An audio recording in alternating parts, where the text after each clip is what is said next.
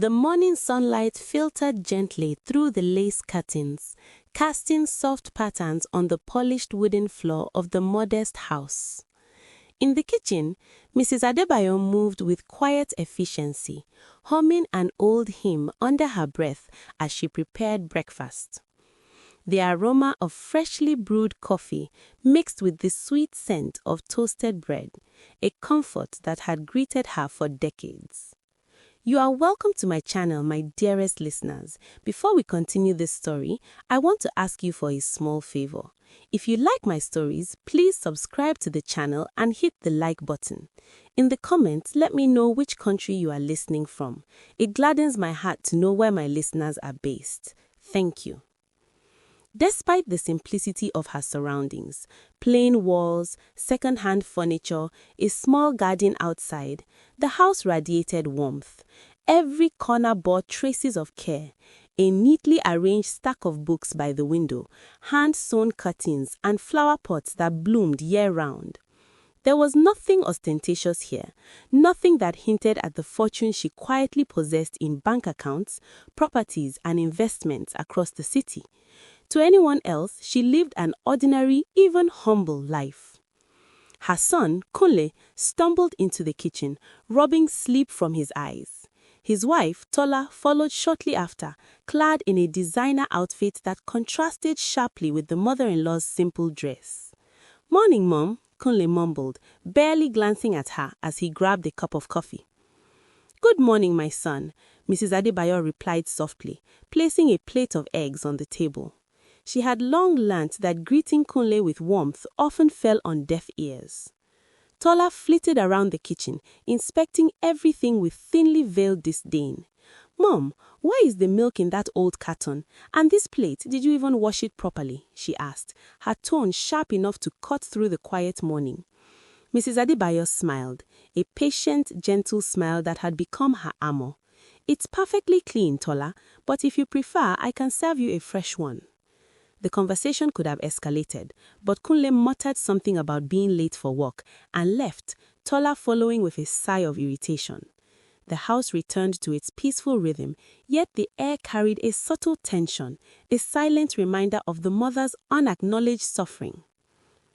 After cleaning up the breakfast dishes, Mrs. Adebayo went to her small study, a room that few ever entered. Here, hidden behind a plain wooden door, were the fruits of decades of careful planning. Contracts, property deeds, and bank statements neatly filed. A smile tugged at her lips as she reviewed them. She didn't flaunt this wealth. She never had. She believed her children should learn to value her for her heart, not her fortune. But as she glanced at a photograph of Kunle as a small boy, she felt a pang of sadness. Life had not been kind to her patience. Despite everything she had done to provide and protect, respect had been scarce, replaced by entitlement and scorn. She had always hoped for gratitude, yet she had learnt long ago that hope had to be tempered with reality. The days stretched on quietly. Neighbors stopped by to borrow sugar, chat about the weather, and exchange pleasantries. Mrs. Adebayo greeted each of them warmly, hiding any hint of resentment beneath her gentle demeanor. It was a life of quiet routines, small joys, and unspoken sorrows. A life she had chosen, and one she bore with grace. By mid-morning, the quiet of the Adebayo household had settled into a tense rhythm. Kunle had left for work, but Tola lingered, her presence a storm disguised as a polite visit. She hovered in the living room, flipping through magazines and commenting on every detail she found wanting. "Mom, why do you even keep these old chairs? They're so outdated. You should let me redecorate," Tola said, her voice dripping with condescension. Mrs. Adebayo paused, folding her hands calmly in her lap. "These chairs have been with me for many years. They are sturdy and comfortable. I don't see a need to change them." Tola scoffed, tossing the magazine onto the table. "You really live like someone from another century. Kunle and I are trying to modernize this house, you know." "I see," Mrs. Adebayo said softly, her voice steady, but her heart sank. She had grown used to such remarks, yet each one pricked her like a thorn. She could have retorted sharply, reminded Tola of her manners, or shown the depth of her wisdom, but she chose patience instead. Years of endurance had taught her that control was more powerful than anger. Tola's eyes narrowed. Honestly, Mom, sometimes I wonder why Kunle even listens to you. You seem so old-fashioned. We could be doing so much more with this place. The word stung. Mrs. Adebayo's lips pressed into a thin line, but she did not answer. She had learned long ago that arguments with Tola were battles she would never win. Kunle, despite being her son, often followed his wife's lead, swayed by impatience and his own lack of awareness. Lunch was no different. Tola criticized the food, too bland, she said, and suggested she could hire a chef to make meals fit for her taste. Kunle barely looked up from his phone, nodding absent-mindedly, offering no defense for his mother. After the meal, Mrs. Adebayo retreated to the small garden behind the house. She knelt by the flower beds, letting her fingers brush through the soil, feeling the comforting life of the earth beneath her hands. Gardening had always been her solace, a quiet rebellion against the constant belittlement inside her own home. As she pruned a rose bush, she reflected on her life. She had spent decades building a future she never needed to show anyone. Her wealth was her secret shield, her private reassurance that no matter how harsh life became, she was never truly powerless. Yet, she could not help the ache in her heart at how her own son and daughter-in-law treated her. The afternoon dragged on with the same small humiliations, a spilled cup left for her to clean, sarcastic remarks about her old-fashioned habits, and veiled criticism of her simple clothing. Tola even suggested that she should move into a smaller apartment more suitable for someone of your means, unknowingly touching on the truth that Mrs. Adebayo had carefully concealed. By evening, Kunle returned home tired from work. He had a brief exchange with his mother, hardly noticing her presence, and went straight to Tola's side. Mrs. Adebayo watched them from the doorway, a quiet sadness in her eyes. The house, filled with laughter and chatter for others, had become a stage for her humiliation. Yet, she carried herself with grace, never letting the sting of their words pierce her dignity. That night, after Tola retired to her room and Kunle fell asleep, Mrs. Adebayo sat by the window, staring at the stars. She thought of the day, of every small indignity she had endured, and allowed herself a moment of silent sorrow. But beneath it all, a spark of resolve glimmered. She knew her worth, she knew her strength, and someday, those who treated her so poorly would come to see it too, not through words, but through the undeniable truth of her life. As the wind rustled the trees outside, Mrs. Adebayo whispered to herself, a quiet promise she intended to keep. They will know in time, they will know. The following morning, the Adebayo household hummed with its usual rhythm, though an undercurrent of tension lingered. Kunle and Tola were already gone, off to work and errands, leaving Mrs. Adebayo with the rare silence she cherished. She moved quietly through the rooms, her hands brushing against familiar furniture, each piece a relic of a life she had carefully curated, both humble in appearance and rich in value. After making tea, she walked into her study, the small, unassuming room tucked behind a plain wooden door in the corner of the house. Few people had ever entered it, and fewer still suspected its significance. The room was orderly, almost austere at first glance, but the truth of its contents was staggering.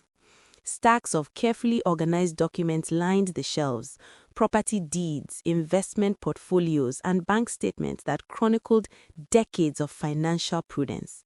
In a corner, an old safe stood discreetly, its combination known only to her.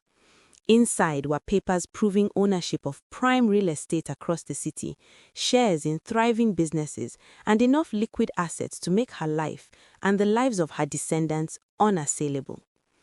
Mrs. Adebayo sat at her desk, picking up a leather-bound notebook. It held meticulous records of every investment she had made, every property acquired, every transaction completed. She smiled faintly, a mixture of pride and quiet amusement. Her son and daughter-in-law had never suspected. They judged her by appearances, by the simplicity of her daily life, blind to the empire she had quietly built over the years. She ran her fingers over a photograph tucked inside the notebook, a younger Kunle, smiling at the camera, oblivious to the burdens her mother had silently borne. She thought of Tola, with her sharp tongue and quick judgments, unaware that she had married into a household far wealthier than she could have imagined. The irony brought a faint chuckle to Mrs. Adebayo's lips. The day was spent in careful planning. She reviewed accounts, updated investments, and even made discreet charitable donations under anonymous names. Giving had always been her joy, a way to touch lives without expecting recognition. Her wealth was never for flaunting. It was a shield, a tool, and sometimes a secret delight. Later that afternoon, she stepped into her modest garden, her mind turning over possibilities. She could confront her son and daughter-in-law with the truth, but she knew such revelations were better timed, more powerful when strategic. She allowed herself a rare daydream, imagining Kunle's shock, Tola's flustered attempt at apology, and the eventual recognition of her wisdom and resilience. Yet she also reminded herself of restraint.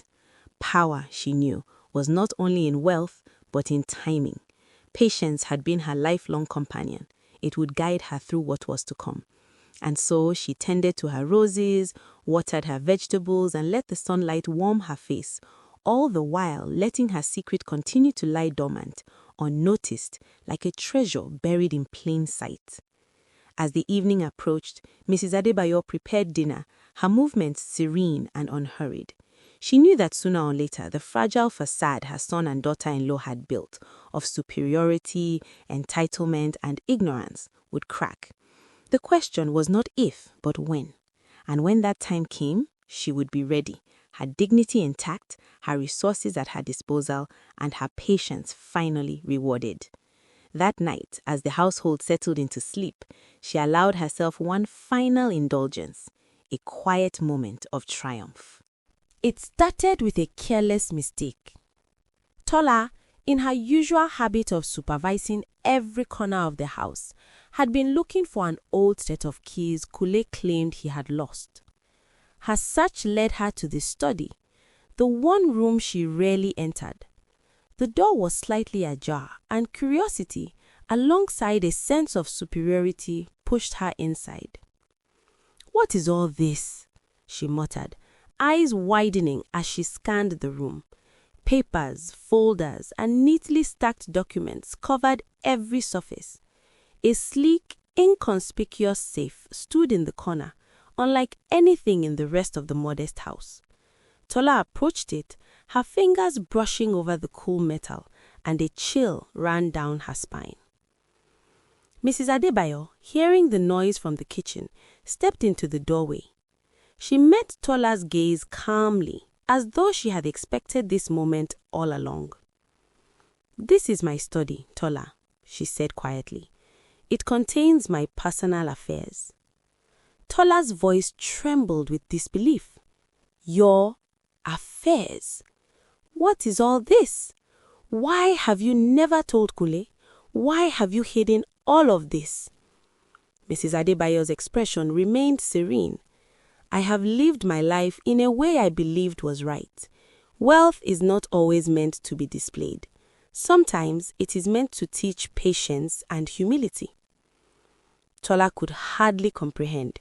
She pulled out a folder at random and began flipping through property deeds, investment statements, and bank certificates.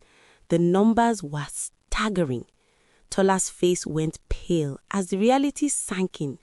Her mother-in-law was far wealthier than she had ever imagined. Kunle returned home that evening, exhausted from work, expecting his usual quiet night. Tola grabbed him by the arm and dragged him to the study. "Look at this," she exclaimed, thrusting papers into his hands. "How could you not know? How could Mom, your mother, hide all of this from us?" Kunle's eyes widened as he scanned the documents. For the first time, he truly saw his mother, not the quiet, gentle woman he often took for granted, but a shrewd, capable, and immensely wealthy individual. A mixture of shock and guilt washed over him. He remembered every time he had ignored her advice, brushed off her efforts, or followed Tola's criticisms without question. Mrs. Adebayo watched silently, her hands folded in front of her. She said nothing. Words were unnecessary. The truth spoke louder than anything she could utter. Tola, who usually so confident, now stumbled over her words. I never realized. I thought we were... Mrs. Adebayo interrupted, her voice calm but firm. I judged you for the way I live, for the choices I made. You believed simplicity meant weakness. Humility meant nothing. Yet here is the truth. I do not live to impress anyone. I live to ensure my life and my legacy remain secure. Kunle's guilt became heavier with each passing second. He stammered, trying to apologize, trying to explain away years of thoughtless behavior, but the weight of neglect and disrespect pressed down on him. Mrs. Adebayo finally spoke, her tone deliberate and unyielding. You cannot undo the past with words. Respect and gratitude are earned, not demanded. Let this be a lesson. Tola's cheeks burned with shame. She realized that her condescension and entitlement had blinded her to the strength and wisdom of the woman she had mocked. She glanced at Kunle, who hung his head, silent, remorseful, and finally beginning to understand the gravity of his mistakes. For the first time, the balance in the household shifted. The quiet mother, long underestimated and undervalued, now held undeniable power, not only in her wealth, but in the moral authority that came from years of patience and grace. Mrs. Adebayo turned and walked calmly back to the kitchen, leaving Kunle and Tola to absorb the revelation. The house, once filled with subtle tension and quiet suffering, now pulsed with a new energy, reckoning, acknowledgement, and the first glimmers of respect. That night, as Kunle and Tola sat in stunned silence, Mrs. Adebayo served dinner as usual. Yet, now, the difference was palpable. The way they looked at her had changed. No longer merely a quiet, humble woman, she was a force to be reckoned with, a living testament to patience, resilience, and wisdom hidden beneath an unassuming exterior. And for Mrs. Adebayo, the moment was bittersweet. She had endured years of mistreatment, yet she allowed herself a small, triumphant smile. The morning sunlight streamed through the windows, but the atmosphere in the Adebayo household had shifted. Where once there was tension and silent scorn, now there was cautious respect. Kunle and Tola moved more deliberately, each aware that the quiet, gentle woman they had belittled held both the moral and financial upper hand. Mrs. Adebayo, as usual, began her day with calm precision. She brewed tea, tended her flowers, and organized her paperwork. But there was a subtle lightness to her movements, a serenity born not only from years of patience, but from the satisfaction of finally being recognized for her strength. Kunle approached her first, his steps hesitant. "Mom, I owe you an apology," he began, voice thick with guilt. "I never realized. I took you for granted, and I was blind to everything you've done for me, for all of us." Mrs. Adebayo regarded him silently, letting the weight of his words sink in. "Kunle, words alone cannot repair years of neglect," she said softly, yet firmly. "Actions show who we truly are." He nodded, determination in his eyes. "I want to change, Mom. I want to be the son you deserve. I want to respect you, honor you, and learn from you." Tola, standing slightly behind him, bit her lip and spoke hesitantly.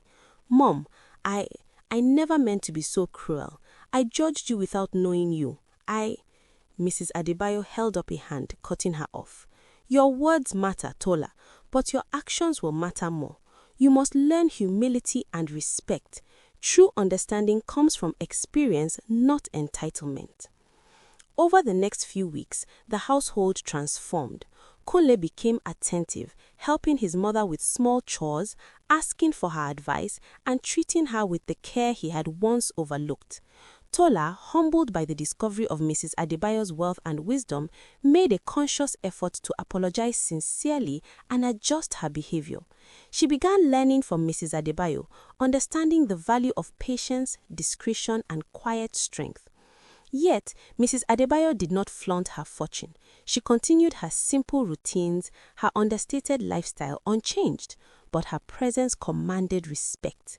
She began involving Kunle in family investments, teaching him how to manage resources wisely, and she encouraged Tola to take part in charitable work, showing her the rewards of generosity without expectation.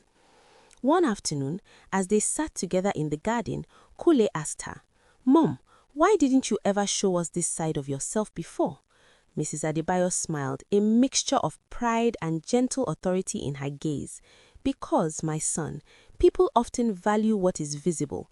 I wanted you to see me for who I am, not what I have. Wealth can teach lessons, but character teaches more. Sometimes the greatest power is the power to wait."